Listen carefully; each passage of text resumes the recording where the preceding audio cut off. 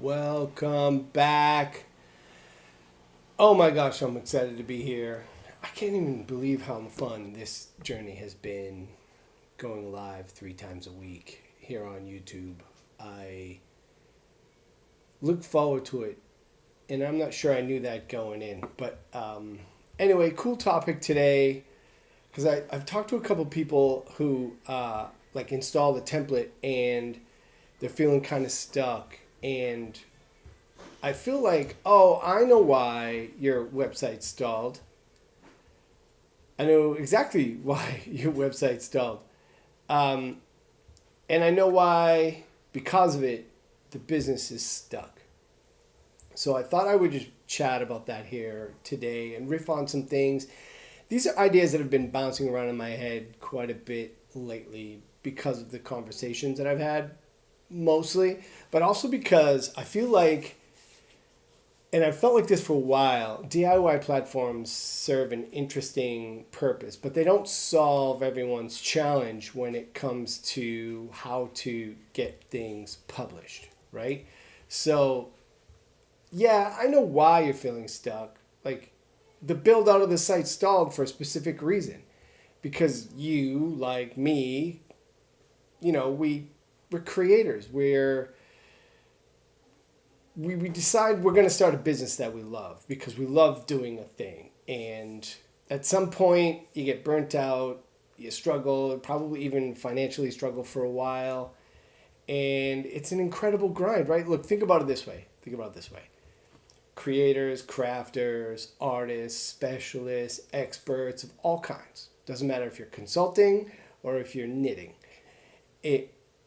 You have expertise and you want to do that all the time and earn a living, and then you start doing it and all of a sudden we realize, oh, time is the only non-renewable resource. So we can't make more of something without hiring, and we can't charge more without changing how we talk about and illustrate the value of it. And some categories have more breathing room for that value shift than others, right? So if time is the only non-renewable resource, then it two hard truths pop up. I want to put it this way.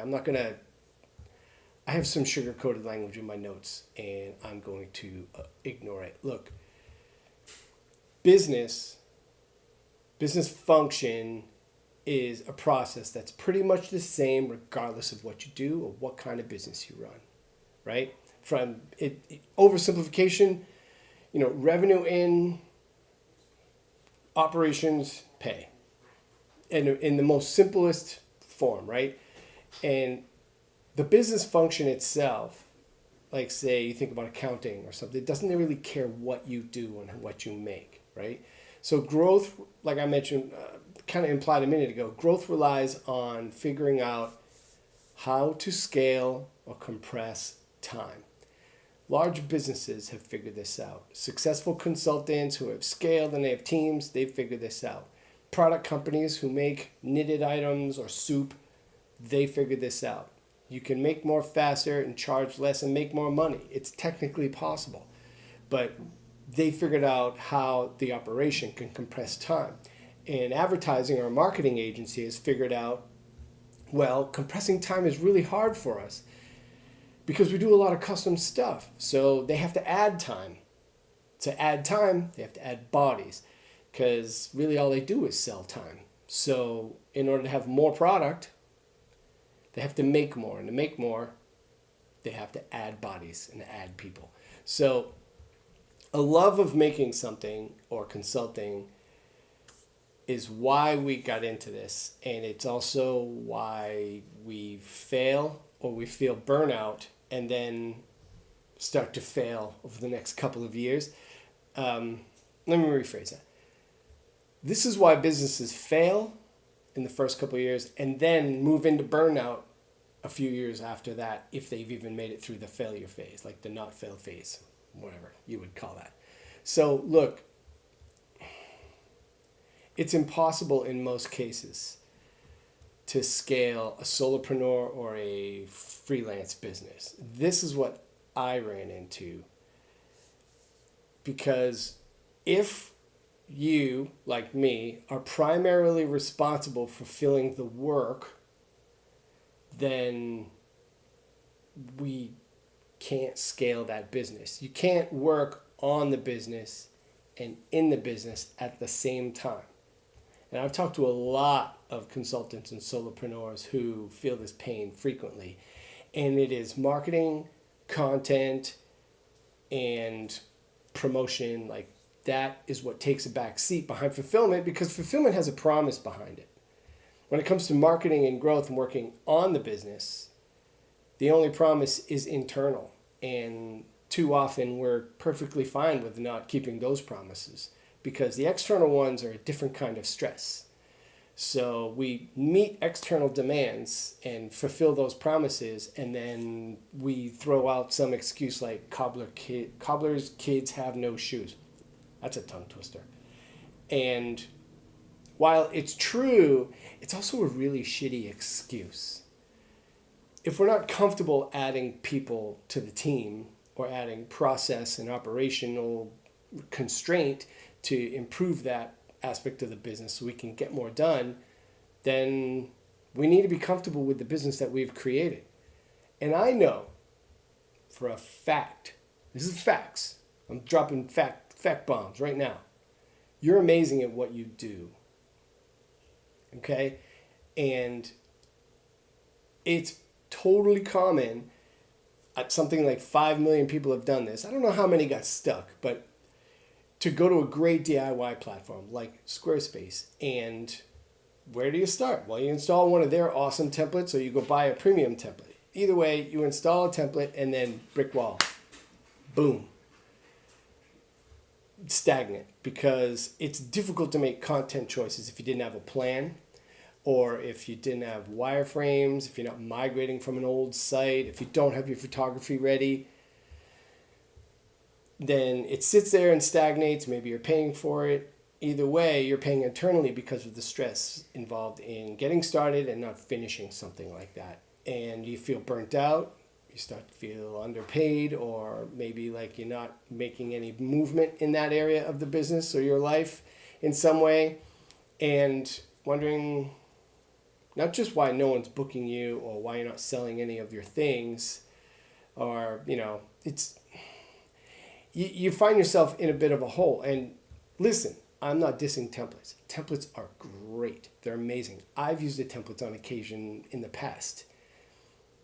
They're fine. They're amazing. But they can also be false hope if you don't have a plan. And my credibility playbook is that plan.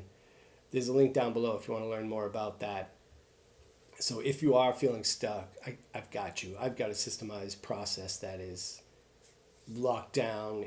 Dozens of companies have been through it, and I've made hundreds of websites in the last 29 years. So feel free to grab that. This isn't necessarily a pitch, but I will say that if you hit that point of false hope and you want to get out of it, stop, back up, think about not what pages you need. That's where most people go, and that would be going wrong.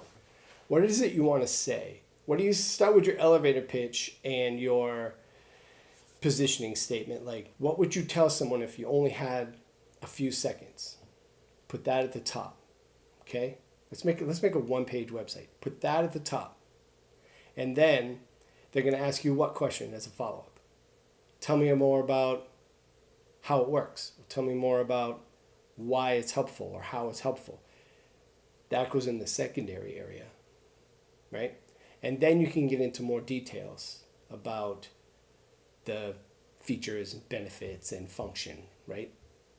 So focus on that, and then have a call to action down at the bottom somewhere. Have a call to action that says, look, if this works for you, just send me your information. Click here and book a discovery call, or give me your name and address, and I'll holler back at you, within a certain amount of time, and we'll have a chat. Make sure you have a call to action, a way for people to contact you, so that you don't have to stay stuck. Like that's the easy, simple 1 minute plan to dig out of that being stuck. Is stuckness? That's not a word, is it? I don't think stuckness is a word. I think I just invented a word. If Stephen Colbert can invent truthiness, I can invent stuckness. I think my work here is done. Mission accomplished. This whole thing just to invent a word. Who knew? The businesses fail all the time, and I don't want that for you or anyone because I know you're good at what you do. So get a basic plan together for the content of one page and get it up and get it out and then iterate. What's the old phrase? I want to say perfection is the enemy of done. It doesn't have to be perfect. It just needs to be up so you can tell people that it's there. And then we can iterate because design is always an iterative process. Even if an experienced designer like me or your friend who's really strong at design, like they may go bam, bam, bam, bam, bam, bam, bam. Like that old Picasso napkin 5-minute thing.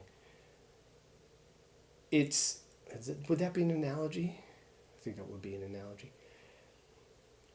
Look, what I'm trying to say here in this last minute of this diatribe is get it up, get it right, then get it good. And then get it out, get it to people, get it shared. Because it's doing nothing if it's not launched. So, yes, I know why you're stuck. Yes, I know how to unstick you. And yes, technically I can help. Go ahead and hit that link down in there. And then if you have questions, put them in the comments down below. I'm happy to help you and just answer any questions you have in the comments.